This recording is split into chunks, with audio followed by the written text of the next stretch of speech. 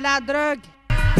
Vous êtes sur les 104.5 d'Urban FM, la station urbaine, et on est le samedi 14 mai 2022. Marquez, c'est toujours Oui. top? Top. Ok. Artiste humoriste gabonais, né à Libreville au Gabon un 18 mars. On ne vous donnera pas l'année parce que vous êtes pointu. Oui. Il fait ses premiers pas dans le métier à travers l'émission télévisée Éclat de rire qu'on connaît tous. Aujourd'hui, régulier au Parlement du rire, l'artiste côtoie les plus grands noms de la scène de l'humour tels que Omar Defunzo, Dick de Cravate, Go Michel. En fait, en vrai, il est à côté de Yann, il est à Oui. côté de... Des grands, Des grands là. Voilà. De plus en plus présent dans des festivals à travers le continent. Le FIA, le TUCEO. L'artiste est aussi présent dans les séries télé telles que Congosat Télécom. Oui. Tu peux regarder ça. Les productions Montparnasse et Taxi Saga. Taxi Saga, c'est un sale truc, man. Je te dis la vérité. Aujourd'hui, on a le privilège de recevoir mon gars Yann Coco. Salut Yann. Mbolo, si, au cosmonaute, comme j'appelle tout mon frangin. Ouais. Salut toute l'équipe, salut Ouais. Fallon, salut Bro. En tout cas, c'est vraiment un réel plaisir pour Yes. moi de revenir ici à la maison. Parce Ouais. que ici, c'est ma maison à Urban Exactement. FM. Sauf que, à cause de Devant- Papa devant- Corona, Ouais. voilà, à un moment, on est resté Exactement. un peu. Mais sinon, C'est la je suis de baraque. retour, voilà. Comment tu vas, Yann? Est-ce que j'ai le choix, mon frère? Je vais très bien. Ouais. Parce que même s'il dit je ne vais pas bien, tu vas me dire ça va aller. Ouais. Donc, si j'ai dit ça va. Tu es un humoriste qu'énormément de personnes suivent et aiment parce que tu as ta façon à toi de faire les choses. La première question que j'ai envie de te poser, elle est toute bête, mais quand on fait un métier comme le tien, c'est comment est-ce que tu es tombé dedans? Parce que nous tous, on se dit, par exemple, que quand on est au lycée, on fait des blagues, tu vois. Quand on est petit, on essaie d'être drôle, mais on finit pas souvent dans l'humour en tant que tel. Mais toi, comment est-ce que tu es tombé dans l'humour? Bon, déjà, il faut avouer que depuis mon jeune âge, je suis quelqu'un de très taquin. Voilà, dans la maison de mon père, moi, j'étais celui qui emmerdait tout le monde, qui taquinait tout le monde. Ouais. Mais à l'époque, le vieux ne voyait pas ça. Il voyait pas ça bien. Il ne trouve pas que c'est quelque chose de bien. Ouais. Parce qu'on te traitait de clown, de rigolo. Ouais. Et à un moment donné, j'essaie un peu de sortir de cette zone. Mais c'est à l'école, là où tout a encore bien pris forme. Parce que à l'école, là où j'apprenais à Sainte-Lydie à l'époque, là où j'ai fait ma 6e et ma 5e, chaque fin d'année, on faisait il y avait on appelle ça comment, les coopératives, les fêtes de fin d'année. Voilà. Et maintenant, la partie humour, c'est moi qui gérais ça parce que, et je n'avais pas des sketchs, hein, je faisais en désordre, parce que à l'école, parce que pendant les cours, j'étais un élève perturbateur. Ouais. Donc j'emmerdais les professeurs, j'emmerdais les surveillants. Et tout le temps, on me mettait dehors. Et Ouais. quand il y avait des moments comme ça, on disait que bon, essaie un peu de nous faire un peu, imite un peu tel professeur. Il parle souvent comment, il fait souvent comment. Et quand je faisais ça devant le fondateur, devant tous les élèves du collège, Ouais. les gens se marraient, les gens, voilà. Et après, je n'avais pas un projet de faire de ça un métier. C'est vrai que j'étais influencé déjà par le rire à gogo. Voilà. Donc, tout ce que le rire à gogo faisait à la télévision, quand moi j'arrivais à l'école le lendemain, je reproduisais Ouais. et puis voilà, j'imitais les professeurs. Bon, avec l'évolution des choses, en 2013, Omar Defunzo, il a mis sur pied des ateliers de formation de stand-up. À l'époque, ça se faisait à Évasion 2000 et il avait lancé l'appel de candidature. Il n'y avait pas encore des trucs on envoie par internet, non, c'était de bouche à oreille. Ouais. Voilà, il paraît qu'il y a un truc là-bas. Et comme moi, je côtoyais déjà certains humoristes que je suivais déjà un peu de gauche à droite. Et quand je suis arrivé là-bas, il y a eu le casting. Normalement, à la base, le casting, c'était pour passer à l'émission Éclat des rires. D'accord. Et par la même occasion, il y avait aussi le festival international de l'humour africain, le FIA, le festival de Omar Defunzo aussi, pas qui se lançait, mais qui était tombé à la même période. J'ai participé au casting, franchement, c'était pas ça, hein, j'étais passé à côté. Tu n'as pas été retenu? Non. Il m'avait dit, bon, il avait dit, bon, ne vous découragez pas, ceux qui n'ont pas été retenus pour le FIA, mais vous allez quand même rester parce que je veux faire des ateliers, je vais animer des ateliers et vous allez participer à l'émission. Et c'était ça, les critères pour passer à l'émission Éclat des rires. Il fallait prendre part aux ateliers. Et voilà, c'est en forgeant que... Et tu es devenu forgeron. Et en forçant, je suis devenu forceron. À quel moment précis tu t'es dit que tu dois faire de ça ton métier? Lorsque tu as reçu ton premier cachet ou bien avant d'avoir intégré directement l'humour? À partir du moment où j'avais participé au concours Jeunes Talents, toujours organisé par Omar de Funzu dans le cadre du FIA, j'étais parmi les finalistes, mais finalistes malheureux. Ouais. Parce qu'il fallait un gagnant et une gagnante. Et moi, j'étais passé à côté. Et après, les gens disaient non, mais pourtant, tu es sur la bonne voie, il faut continuer, voilà, et tout et tout. Et moi, je voulais vraiment. J'aime tellement ce métier. Et je me suis dit, voilà, il faut que je force. Donc, quand j'ai commencé à passer à la télévision, à travers l'émission Éclat des rires, et les films du réalisateur Melchior Bian, et je me suis dit, mais attends, je peux faire de ça un métier. Et puis, je me suis lancé là-dedans. Et 2016, ça a été l'année là où j'ai dit, bon, l'apothéose. Là, voilà. Parce que là, c'était ma première fois d'être parmi les têtes d'affiche du Festival international de l'humour africain. Ouais. Là, je me suis dit que non, là, je ne lâche plus l'affaire. Là, je go une fois. D'accord. On rappelle aux auditeurs qu'on est avec Yann Koko, qui est artiste, humoriste gabonais, donc africain, et qui est donc notre invité, qui est notre guest aujourd'hui sur les 104.5 dans la salle de classe. Si vous avez des questions à poser, c'est le 065 05 10 45, 065 05 10 45. Yann, comment est-ce qu'il y a une procédure pour écrire la vanne? Bien sûr, il y a une procédure, autant pour moi. Voici comment est-ce que tu...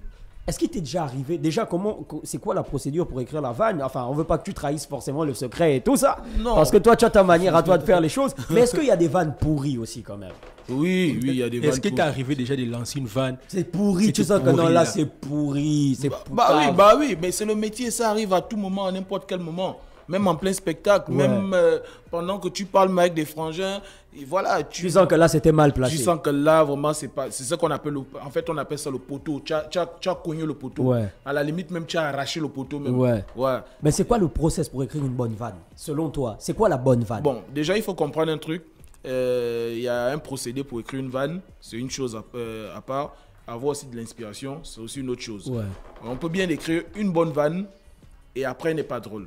D'accord. Ça, maintenant, là, ça dépend maintenant de l'inspiration de la personne. D'accord. Il y a des gens, parfois, ils font la vanne, en fait, tu écoutes la vanne, tu dis, ah putain, si par exemple, il aurait dit ça comme ça, ça pourrait être dedans. Mais ça ne veut pas dire que sa vanne n'est pas bonne. Ouais. Mais sauf qu'il a manqué d'inspiration, ou bien il a manqué de technique. Voilà. Donc, c'est ça. Et il y a des procédés, il y a une façon d'écrire la vanne. Yann, toi, au départ, on t'a connu plus sur les scènes. Aujourd'hui, on te découvre sur le web. Beaucoup de personnes te découvrent sur le web. Comment s'est fait la transition? C'est fait autant pour moi. Bon, là, la transition, normalement, s'est faite pendant la période de Corona. Parce qu'en période de Corona, il n'y avait plus les spectacles. On ne pouvait plus faire des scènes. Ouais, on ne pouvait plus faire des scènes, on ne pouvait plus faire des spectacles, on ne pouvait plus... Voilà. Donc, il fallait être présent. Il fallait toujours faire quelque chose. Et moi, comme je suis quelqu'un, je n'aime pas rester les bras croisés. Ouais. J'aime toujours... voilà. En fait, j'ai toujours quelque chose qui bouillonne en moi en disant vas-y, fais quelque chose. Même avec mes gens, quand on travaille, quand parfois il y a d'autres qui somnolent un peu, je dis les gars, bon, il n'y a pas longtemps, moi par exemple, j'étais à Abidjan, j'ai séjourné pour le Massao. Moi, j'ai dit à mon manager que bon, man, là où tu vois là, quand on repart à Libreville, là, il faut qu'on engage tel truc. Si tu seras occupé, bien si tu vois que tu seras gazé, moi je fonce. Moi je sais que forcément il va me suivre parce que il faut que je le bouscule. C'est comme lui, il faut qu'il me bouscule. Donc toujours l'envie de faire quelque chose et voilà quoi. Est-ce que l'écriture on va dire quoi, d'une histoire de web par exemple, est-ce que c'est la même procédure que écrire par exemple un stand-up? Non. C'est les séries, les vidéos du web. Et c'est une autre facette du métier. Le stand-up aussi, c'est aussi une autre facette. C'est vrai que c'est l'humour, mais c'est pas de la même chose. Mais si on te donnait, si à la fin de la journée, il devait te rester qu'un seul canal pour diffuser ton humour, est-ce que tu choisirais les vidéos sur Internet ou tu choisirais le stand-up? Et pourquoi? Qu'est-ce que tu choisirais? C'est quoi? Qu'est-ce que tu chéris le plus entre les deux? Le fait d'être web humoriste ou le fait d'être stand-upper? Stand-upper. Ah ouais? Ah ouais, ça c'est... Le contact avec le public et tout ça. J'adore. C'est-à-dire, quand tu es sur scène, tu es face au public, tu envoies eux ici. En fait, c'est comme une guerre. Ouais. C'est comme une guerre. Toi, tu envoies des punchlines, eux, ils t'envoient des rires. Ouais. Donc, vous vous battez comme ça. Ouais. Voilà. Ce qui est bien dans tout ça, c'est qu'après, quand ça termine, les gars qu'on fait, s'ils viennent dire non, c'est bon, c'est vrai, tu as gagné, c'est bon. Est-ce que tu penses qu'aujourd'hui, vraiment, après on rappelle aux auditeurs qu'on est avec Yann Coco, qui est artiste humoriste. Après, on va rentrer dans un petit jeu avec Yann. Mais est-ce que tu penses qu'aujourd'hui, il y a un humour à la gabonaise? C'est-à-dire que, est-ce que on se dit que bon, parce que tu fais énormément de grandes scènes aujourd'hui, et notamment le Parlement du Rire, qui est une plateforme vraiment regardée et suivie en Afrique et même dans le monde. Oui. Et on voit de gros humoristes à côté de toi, et toi tu fais maintenant finalement partie de ces caciques de l'humour là au Gabon qui arrivent sur la scène du Parlement du Rire, mais tu es en contact avec toutes les autres communautés. Ouais. Donc tu connais l'humour qui revient du Congo, l'humour de la Côte d'Ivoire, l'humour du Cameroun. Est-ce que au Gabon, est-ce qu'on peut je sais pas comment dire ça, est-ce qu'il existe un humour gabonais? Bah oui. C'est-à-dire que le gars là, quand il parle, on sait que lui là, c'est l'humour du Gabon. Si, en fait, déjà, il faut d'abord avouer quelque chose. Chaque pays a sa spécificité, chaque pays a sa façon de faire, même au niveau de l'accent. Oui. Moi, par exemple, la première fois quand je suis allé à Abidjan, moi, je ne savais pas que nous, les Gabonais, on avait l'accent. Nous, on est habitués ici, quand un Congolais parle, on reconnaît, un Camerounais. Voilà. Un Sénégalais. Quand tu vois un Sénégalais, on dit, oh là, c'est un Sénégalais, ça, c'est un Malais. Voilà. Moi, je ne savais pas que nous aussi, quand on parle devant les gens, quand je suis arrivé, moi, je suis arrivé à Abidjan la première fois. On est arrivé dans un coin chaud avec des amis après l'enregistrement du Parlement. Et il y a des gens qui sont arrivés là. Oh, machin, on s'est un peu présenté. Moi, quand j'ai commencé à parler, voilà, et puis il y a une fille qui m'a dit, toi tu es Gabonais. J'ai dit, comment? Non, de toute façon tu parles là, c'est Gabonais, ils parlent comme ça. J'ai dit, on parle comment? Ah, tu sais pas, vous avez, ça c'est Gabonais, ils parlent comme ça. J'ai dit, ah non, l'accent. Et les amis camerounais qui étaient à côté de moi me disaient, effectivement, vous aussi, vous avez une façon de parler.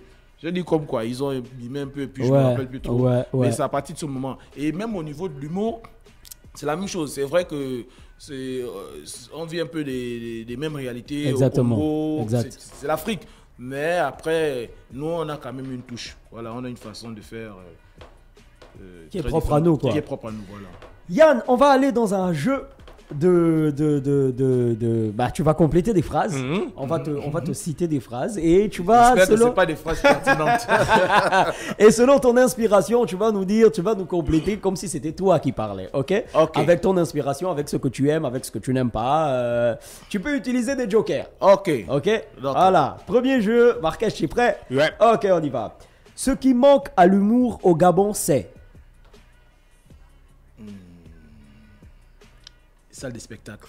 Salle de spectacle. Ouais. D'accord. Je pense qu'en Afrique francophone, nous occupons en matière d'humour la place de...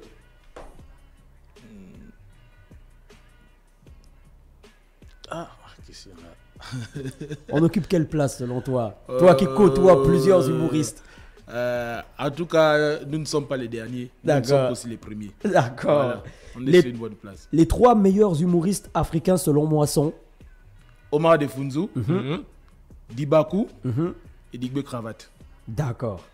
Je n'aime pas trop l'humour de... Et ça peut être dans le monde, hein, pas forcément au Gabon ou en Afrique, mais dans le monde. Je n'aime pas trop l'humour de... Quel est l'humoriste vraiment qui ne te dit rien? Bon, pas qui ne me dit rien, mais qui ne m'accroche pas. Qui ne t'accroche pas. Comme qui... Vraiment, en fait, c'est pas que tu le détestes, c'est juste que tu passes, quoi. Il est en train de faire un truc, tu passes. Florence Foresti, par Florence exemple. Foresti, parce que... en fait, elle me fait pas rire. D'accord. C'est pas qu'elle n'est pas talentueuse, mais je ne me... En fait, je suis pas emballé dans son univers. D'accord. Voilà. J'aimerais monter sur la même scène qu'eux. Gad Elmaleh. Les 3 mots qui me définissent dans ce métier sont...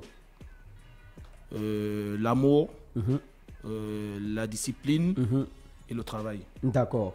Pour être un bon web humoriste, il faut avoir des bons contenus. Et pour être un bon stand-upper, il faut avoir de la matière grise.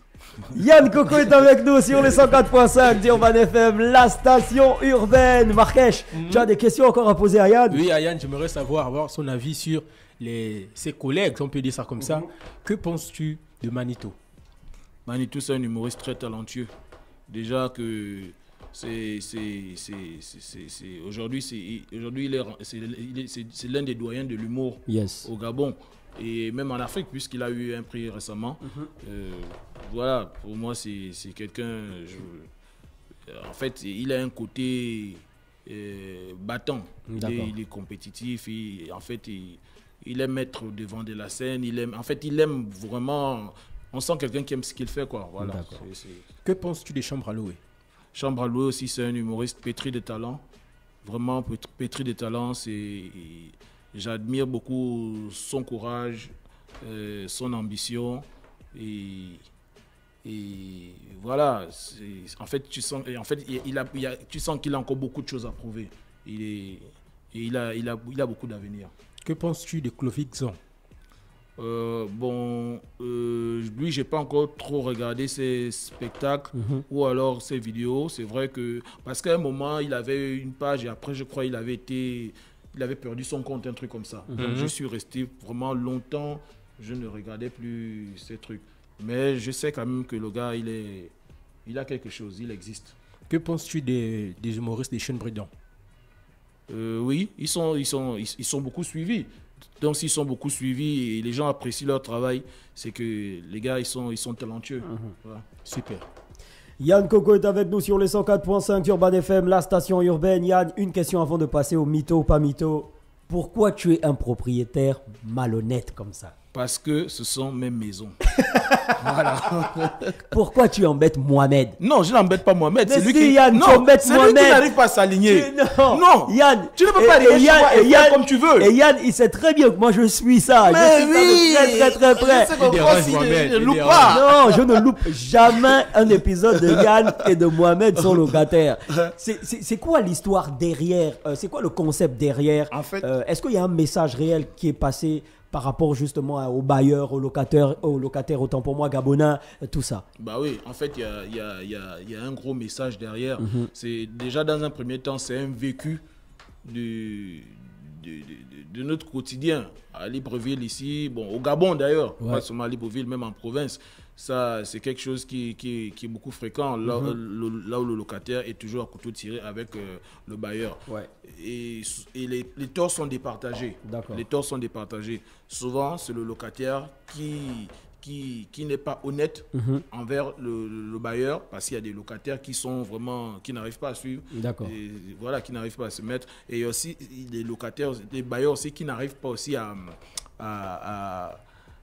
se mettre à jour face aux locataires, parce qu'ils se disent que voilà, être locataire, c'est peut-être quelqu'un qui manque d'où dormir, c'est quelqu'un qui n'a pas des droits, alors qu'un locataire a des droits. Un locataire a des droits. Au moment où quelqu'un vient déjà louer chez toi, voici pourquoi il existe normalement un contrat de bail. C'est qu'aujourd'hui, beaucoup de bailleurs et beaucoup de locataires ne mettent pas en évidence le contrat de bail. Et c'est ce qui fait en sorte qu'il y a souvent des gens, ils se mêlent souvent des pinceaux parce qu'il n'y a pas un contrat de bail, parce que c'est le contrat de bail qui définit tout. Bon, si les deux fonctionnent de façon, je peux dire, illicite, il y aura toujours un des autres comme ça. Voilà. Yann, le dernier jeu, c'est mytho ou pas mytho. Tu dois nous raconter une histoire. Tu dois nous raconter quelque chose, et Marrakech et moi allons dire si tu mens, parce que tu es un grand menteur dans cette république. Donc si tu mens ou si tu dis la vérité, et tu nous diras qui a raison de Marrakech ou moi. Ou alors si tous les deux on a raison ou si tous les deux on a tort. Et l'histoire, quoi, elle doit être une histoire relative à ma carrière. À ta carrière, à ta vie, à quelque chose que tu as vécu. Voilà. À toi de juste nous raconter quelque chose. Et on te dira si tu nous dis la vérité ou si tu nous mens. Bon. Les gars là, vous voulez me faire parler des choses bizarres.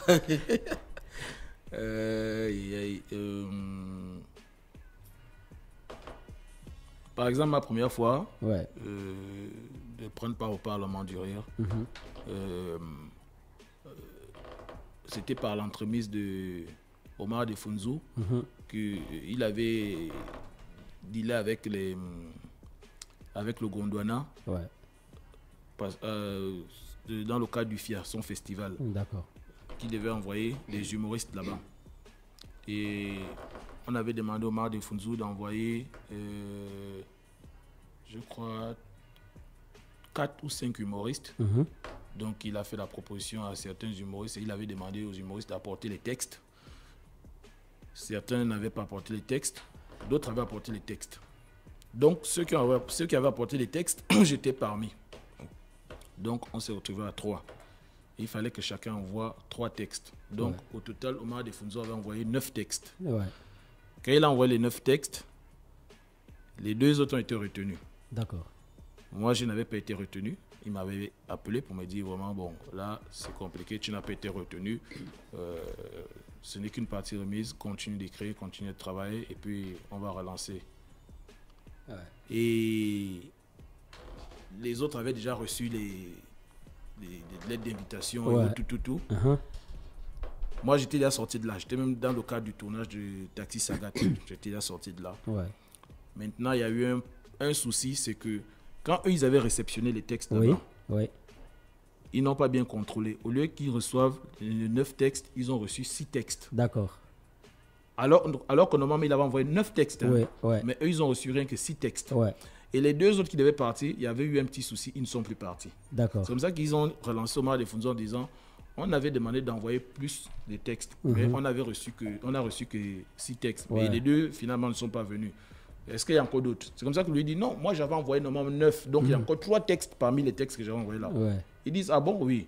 Donc ils sont allés vérifier à leur base de données, dans leur base de données, et ils ont constaté qu'effectivement, il y avait 3 textes qui étaient encore là, qu'eux, ils n'avaient pas fait attention, qu'ils n'avaient pas remarqué. C'est comme ça qu'ils relancent, mais ils disent, non, excuse-nous, voilà, et tout. Effectivement, on a retrouvé qu'il y avait 3 textes normalement. Donc il y a 3 textes qu'on n'avait pas vus, donc effectivement, il y avait 9 textes.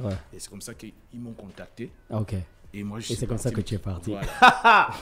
Marrakech, ça c'est l'histoire de Yann Coco. Marrakech et moi allons dire si il mitonne, si c'est une fausse histoire ou si c'est une vraie histoire sur les 104.5. Marrakech, après ton analyse de cette histoire, tu penses qu'il mitonne ou bien c'est une vraie histoire? Il mitonne quand même. Il mitonne. Pas moi de faire les bains comme ça. Mais pourtant c'est une réalité. C'est vrai. Bon, c'est tout à fait vrai. Attends. Non, mais moi, tu vas pas. Ah non, elle est vraie, l'histoire? Je te jure, elle est vraie, l'histoire. Sérieux? Comme les enfants disent souvent, c'est une vraie histoire. Sérieux? Ça s'est passé comme ça? Sérieux, ça s'est passé comme ça. D'accord.